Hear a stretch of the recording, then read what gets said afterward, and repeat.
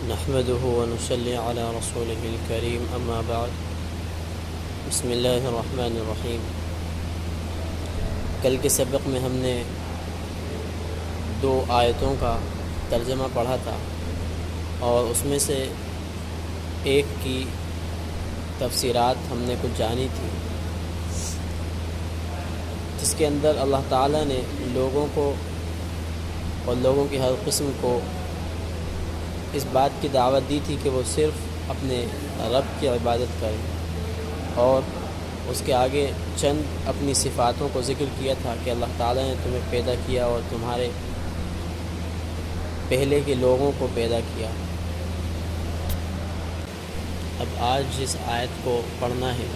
اس کا ایک بار ترجمہ پھر سے پڑھ لیتے ہیں۔ اعوذ باللہ من الشیطان الرجیم، بسم اللہ الرحمن الرحیم۔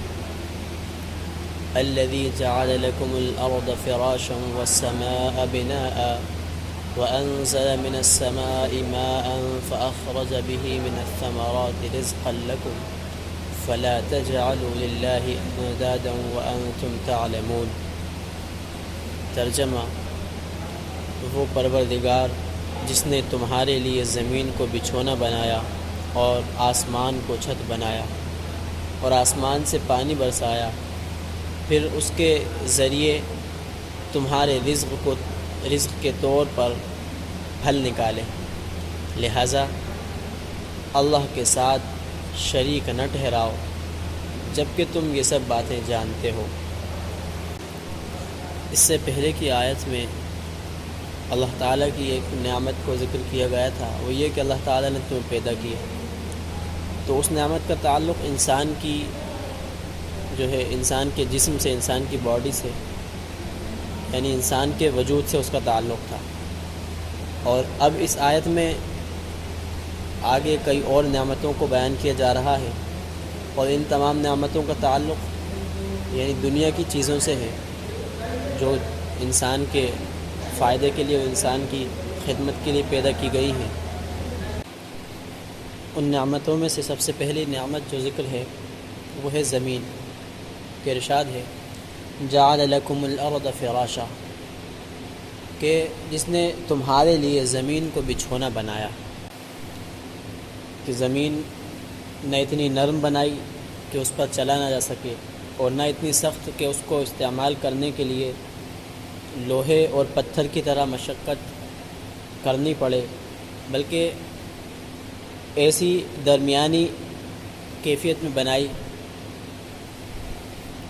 کہ انسان اپنی ضروریات کو اس کے ذریعے سے آسانی سے پورا کر سکے۔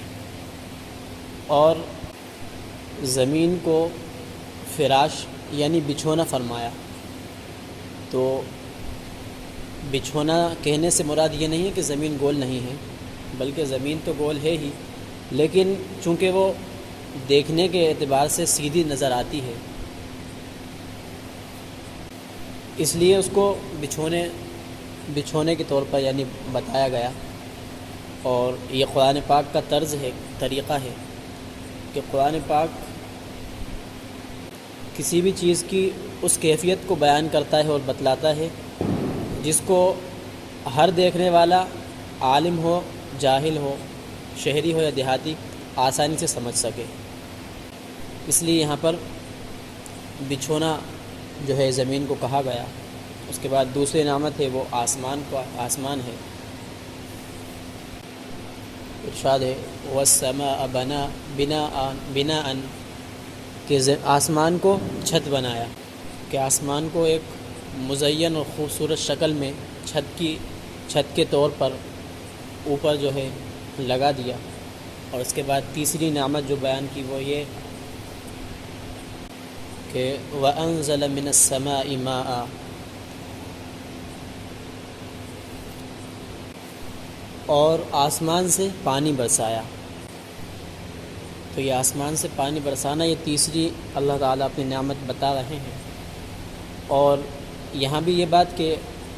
یہاں کہا گیا ہے آسمان سے پانی برسایا،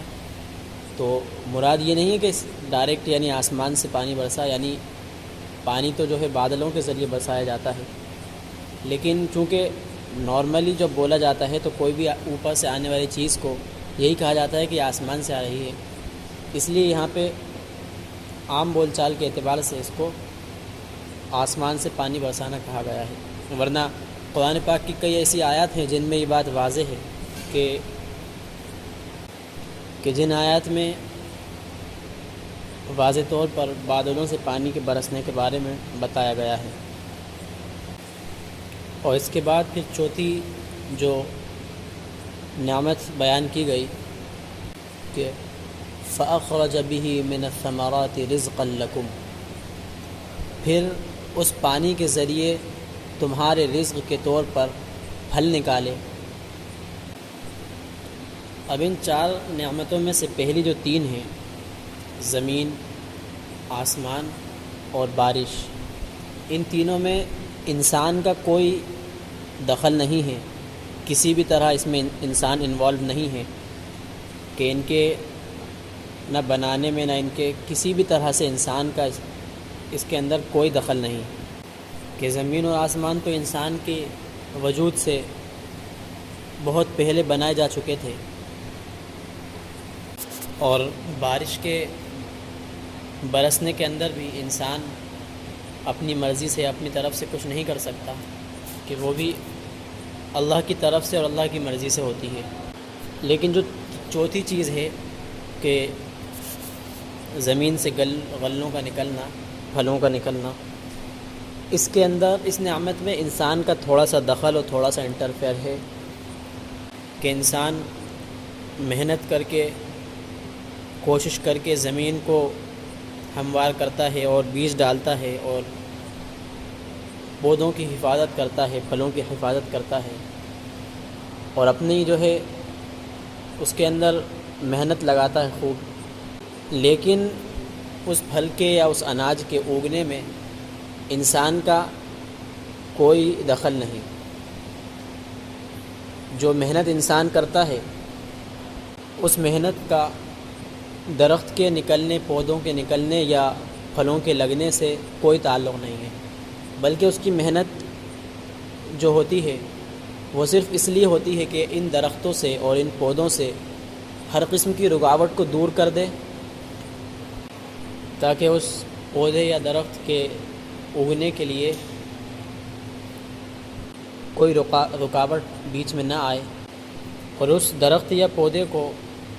ضائع ہونے سے بچا لے، اس لیے انسان محنت کرتا ہے۔ باقی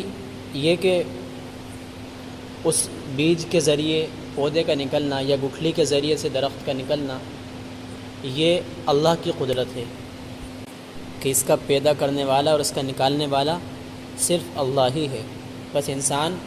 اس کی رکاوٹوں کو دور کرتا ہے اور اس کے لیے راستہ ہموار کرتا ہے